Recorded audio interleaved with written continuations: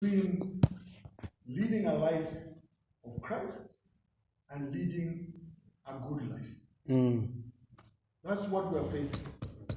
The only way that we can deal with that is by being role models and living examples of what a ethical Christian moral life is. Because if you have been through those challenges, if you have had a choice as to whether you offer a bribe or not and have suffered the consequences, it gives you the moral authority to say to somebody else, I suggest you don't do this.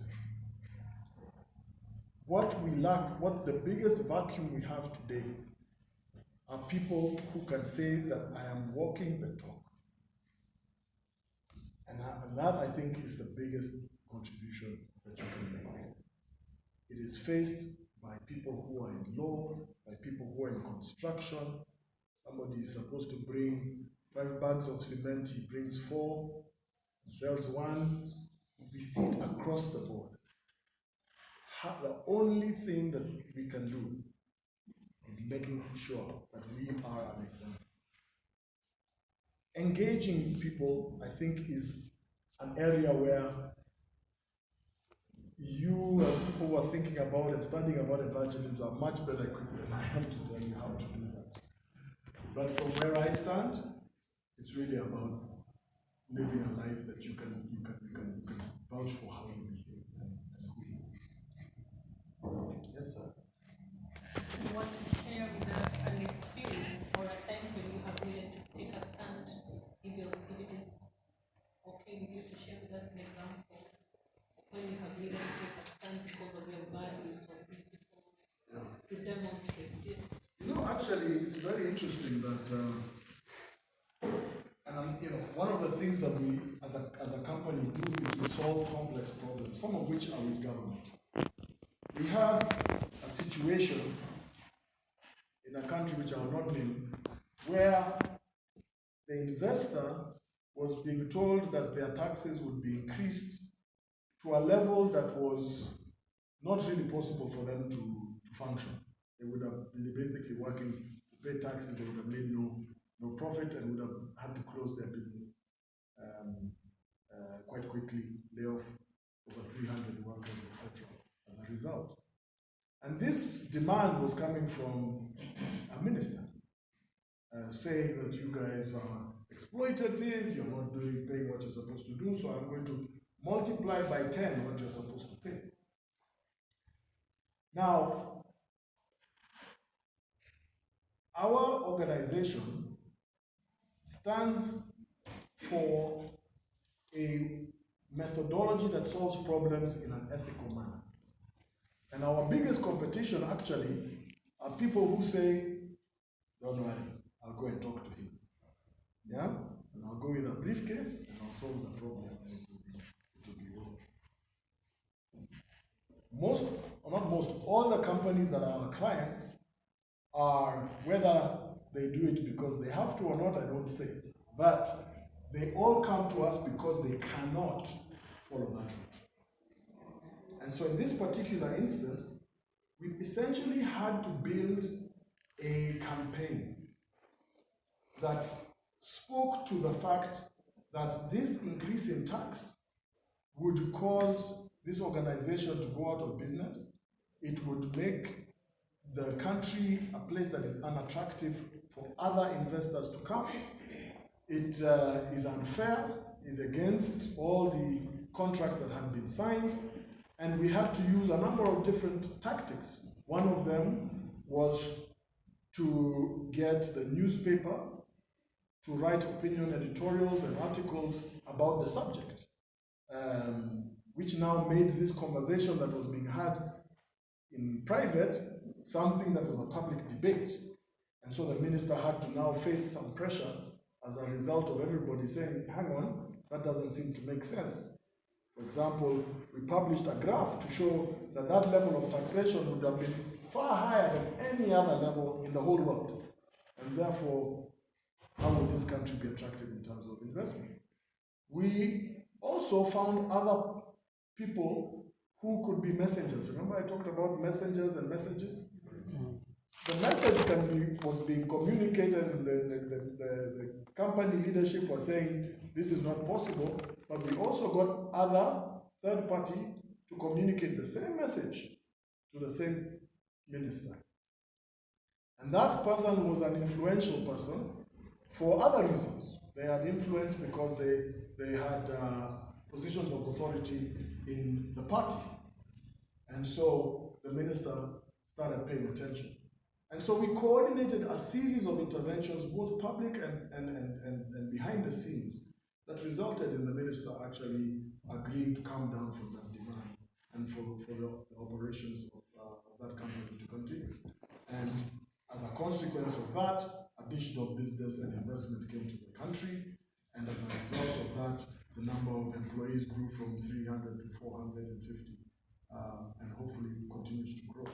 So those are the kind of things that we work with in our challenge. Yes. Thank you very much. I have a comment in the question, Deva. When you talk about how Africa has improved, maybe from what those young leaders in Manchester, were dreaming about, I thought of something. There's a time I met a Chinese in a plane. We were traveling together, and then he asked me questions about Africa, and I didn't have answers. So he asked me, "So why do we see Africa like this? While you have resources, you have everything, you have even people who have gone to school, you have even religions." For him, I was not a Christian, and so I said, "I don't know." Then he told me that maybe it's because Africa is trying to copy what is being done elsewhere, while maybe it's not the problems. Let me say, for example, we want to build a house like this, while we don't have issues of maybe the weather, whatever. Maybe we are stable, so we can live in our small houses and we are okay. And so for him, he thought that because we have everything that we need, so we don't think beyond like maybe Europeans who had winter, and so they have to think about this earlier than us. And so after they have done it, so we are trying to copy them, or maybe they have created that need in us that we didn't have, so we want to be like them. But anyway, I said I don't know, but what I think is we might not be where they are, or maybe where China or Singapore are, but that thing of having always conflict between ourselves, that is very difficult. And I think if we try to understand and to be satisfied with what the little we have, and then from there develop something that can help us even go be like them, in quotes, that can help us. But first, resolve our problems locally and see what is the problem, how can we resolve it, like that's where I see Christian leaders coming in and helping the community. And so my question is, where do you see, as someone who is involved in this at the African level, who is also a Pan-Africanist, where do you see Africa in the next maybe 30, 40 years from now? Is there hope that what we are experiencing today, even this insecurity, instability, reducing, or even getting to the end where we can see development, sustainability without this going up and down? Do you see really Africa surviving, or it's going down? Yeah, so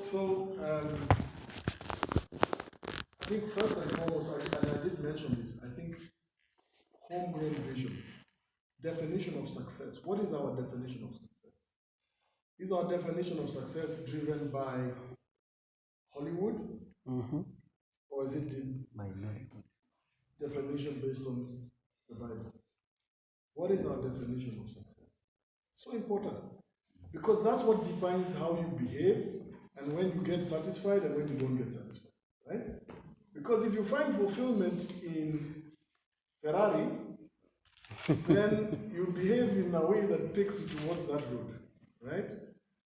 If you find fulfillment in serving others and impacting the other people's lives and bringing them to Christ, you behave in a completely different way. So the definition of our vision as a continent is so important. And the more Christians are involved in shaping the vision and the trajectory of countries and of the continent, the more we as a people will have a much more wholesome definition of what a successful Africa looks like. And in my mind, a successful Africa is not about the number of highways and the number of kilometers of railway and airports. I think where our continent needs to strive to is a continent that is at peace, where